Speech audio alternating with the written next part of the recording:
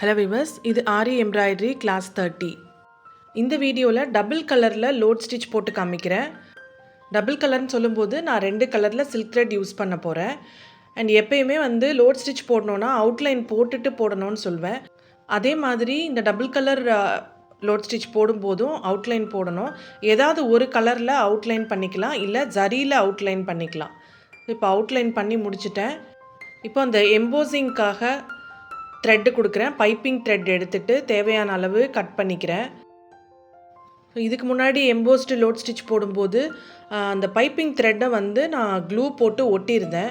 இப்போ ஒட்டாமல் நான் இதை வேவ் ஸ்டிச் யூஸ் பண்ணி ஸ்டிச் பண்ணி காமிக்கிறேன். ஸோ இதை ஒட்டியும் லோட் ஸ்டிச் பண்ணலாம், இந்த மாதிரி ஸ்டிச் பண்ணிட்டும் பண்ணலாம்.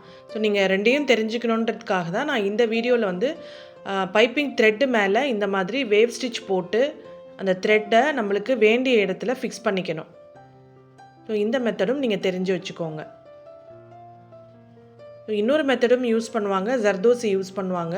அது நான் பின்னாடி உங்களுக்கு சொல்லித்தரேன். இப்போ இங்கே நாட் போட்டுக்கிறேன். இப்போ அந்த எம்போசிங்க்கான பைப்பிங் த்ரெட்டு ஸ்டிச் பண்ணி முடிச்சாச்சு. இப்போது லோட் ஸ்டிச் பண்ண ஆரம்பிக்கலாம். இந்த கார்னர்லேருந்து ஸ்டார்ட் பண்ணி இந்த கோட்டுக்குள்ளே ஒரு ஸ்டிச்சு, வெளியில் ஒரு ஸ்டிச் வச்சுட்டு திருப்பி கீழே கொண்டு வரும்போது கோட்டுக்குள்ளே ஒரு ஸ்டிச்சு, வெளியில் ஒரு ஸ்டிச்சுன்னு வைக்கணும். இந்த லோட் ஸ்டிச் இன்னும் நீங்கள் டீட்டெயில்டாக பார்க்கணும் அப்படின்னா இதோட பேசிக் ஆரி எம்ப்ராய்டரி கிளாஸ் 29, 28, 27 இது எல்லாமே உங்களுக்கு இந்த லோட் ஸ்டிச்சை பேஸ் பண்ண வீடியோஸ் தான். அதையும் செக் பண்ணி பாருங்கள். நான் டிஸ்கிரிப்ஷனில் லோட் ஸ்டிச்சுக்கான பிளேலிஸ்ட் கொடுக்குறேன். அதில் பார்த்திங்கன்னா இந்த லோட் ஸ்டிச்சை யூஸ் பண்ணி என்னென்ன டிசைன்ஸ் பண்ணலாம் அப்படின்ற மாதிரி எல்லா வீடியோஸும் அதில் இருக்கும். ஸோ மிஸ் பண்ணாமல் பாருங்கள். இப்போது டபுள் கலர் லோட் ஸ்டிச் பண்ணும்போது நம்ம கலர் மாற்றும் போது நம்ம நாட் போட மாட்டோம், நாட் இல்லாமல் தான் போட போகிறோம். அது எப்படின்னு சொல்லிட்டு நான் எக்ஸ்பிளைன் பண்ணுறேன். இந்த லோட் ஸ்டிச் நம்ம எங்கெங்கே யூஸ் பண்ணுவோன்னு பார்த்தீங்கன்னா நெக்குக்கு பார்டராக யூஸ் பண்ணுவோம், பீகாக் டிசைன் போடும்போது யூஸ் பண்ணுவோம், அண்ட் சில ஷேப் ஃப்ளவர்ஸ்க்கும் நம்ம இந்த டபுள் கலரில் லோட் ஸ்டிச் பண்ணலாம். ஸோ இது டபுள் கலர் மட்டும் இல்லை, நீங்கள் 3 கலர் 4 கலர் எவ்வளோ வேணால் நீங்கள் பண்ணலாம். முக்கியமாக நீங்கள் கவனிக்க வேண்டியது என்னென்னா, நீங்கள் லோட் ஸ்டிச் எத்தனை கலரில் பண்ண போகிறீங்க, அதை என்ன இன்டர்வெல்லில் பண்ண போகிறீங்கன்றதை முதல்ல மார்க் பண்ணிக்கணும். இப்போ நீங்கள் ஃபார் எக்ஸாம்பிள் ஒரு 1 இன்ச் கழிச்சோ இல்லை 2 இன்ச் கழிச்சோ கலர் மாறுது அப்படின்னா திரும்பவும் அதே 1 or 2 இன்ச் கழித்து தான் உங்களுக்கு நெக்ஸ்ட் கலர் மாறணும். இப்போ ஒரு கலரும் பார்த்திங்கன்னா ஒரே அளவாக இருக்கணும், அப்போ தான் உங்களுக்கு பார்க்குறதுக்கு அழகாக இருக்கும். இப்போ நான் இந்த இடத்துல கலர் சேஞ்ச் பண்ண போகிறேன். இப்போ நான் இதை லென்த்தியாக கொஞ்சம் எடுத்து விட்டுட்ருக்கேன். இப்போ இதுக்கப்புறம் பார்த்திங்கன்னா அந்த கான்ட்ராஸ்ட் கலர் த்ரெட் என்னமோ அதை நீங்கள் இப்படியே அடியிலேருந்து எடுக்கணும். இப்போ நான் எல்லோ கலர் த்ரெட் எடுக்கிறேன். இப்போ அந்த நீடில் பார்த்திங்கன்னா ரெட் த்ரெட்டுக்குள்ளே இருக்குது. ஸோ அதுக்குள்ளேருந்து அந்த ரெட் த்ரெட்டு வழியாக நம்ம இந்த எல்லோ த்ரெட்டை எடுக்கிறோம். அதை எடுக்கும்போது இந்த ரெட் த்ரெட்டை கீழே நல்லா புல் பண்ணி டைட் பண்ணிக்கிறோம். ஸோ இப்படி பண்ணும்போது இப்போ நீங்கள் இந்த எல்லோ த்ரெட்டில் கண்டினியூ பண்ண ஆரம்பிக்கலாம். அண்ட் அந்த ரெட் த்ரெட்டும் இதுக்கு மேலே உங்களுக்கு பிரிஞ்சு வராது.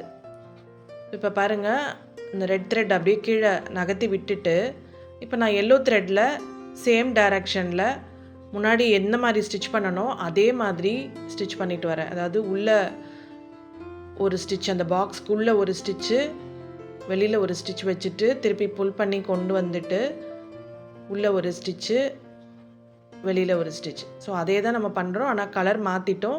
இப்போ நாட்டும் போடலை, நாட் போடலை, கட் பண்ணலை, அந்த மாதிரி எந்த வேலையும் இல்லாமல் நம்ம அப்படியே புல் பண்ணி எடுத்துட்டோம். ஸோ இப்போ வேணுன்ற அளவுக்கு நம்மளுக்கு எல்லோ கலர்லேயும் ஸ்டிச் பண்ணி முடித்ததுக்கப்புறமும் நம்ம திருப்பி அந்த எல்லோலேருந்து ரெட் இப்போ மாற்ற போகிறோம். பாருங்கள், அதே மாதிரி எல்லோ நூலுக்குள்ளேயே இந்த நீடில் வச்சுட்டு ரெட்டை வெளியில் எடுத்துகிட்டு இப்போ எல்லோவை இழுத்துட்டேன். ஸோ இழுத்ததுக்கப்புறமா இப்போ நான் ரெட் த்ரெட்டில் கண்டினியூ பண்ணுறேன். ஸோ சேம் லோட் ஸ்டிச்சு இப்போது ரெட்டில் போடலாம்.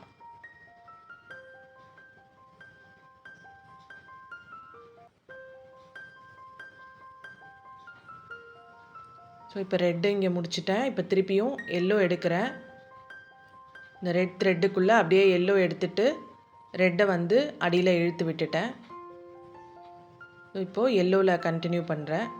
ஸோ நான் இப்போ மார்க் பண்ணியிருக்கிற தூரம் வரைக்கும் நான் இதே எல்லோ கலரில் ஸ்டிச் பண்ணி என் நாட் போட்டு முடிச்சுக்க போகிறேன். இப்போ இந்த கார்னரில் பார்த்தீங்கன்னா அந்த த்ரெட் எல்லாம் கொஞ்சம் பிரிஞ்சு பிரிஞ்சு வந்திருக்கு பாருங்கள். இது வேணும்னா கொஞ்சம் க்ளூ அப்ளை பண்ணி ஒட்டி விட்டுட்டு ஸ்டிச் பண்ணலாம்.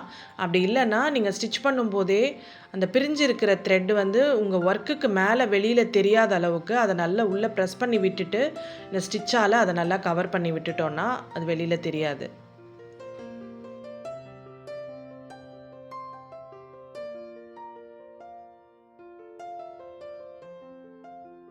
இப்போ நாட் போட்டு முடிச்சாச்சு. இதுக்கப்புறம் நம்ம என்ன கலரில் வேணால் அவுட்லைன் பண்ணிக்கலாம். ரெட் கலரில் வேணாலும் பண்ணிக்கலாம், இல்லை எல்லோ கலரில் வேணாலும் பண்ணிக்கலாம். நான் வந்து கோல்டு ஜரியில் பண்ணியிருக்கேன். இப்போ நம்ம டபுள் கலரில் லோட் ஸ்டிச் பண்ணி முடிச்சிட்டோம். இடையில நாட்டே போடலை, கடைசியில் மட்டும்தான் ஒரு எண்ட் நாட் கொடுத்துருக்கோம். ஸோ அதே மாதிரி நீங்களும் இதை ப்ராக்டிஸ் பண்ணிக்கோங்க. தேங்க்ஸ் ஃபார் வாட்சிங்.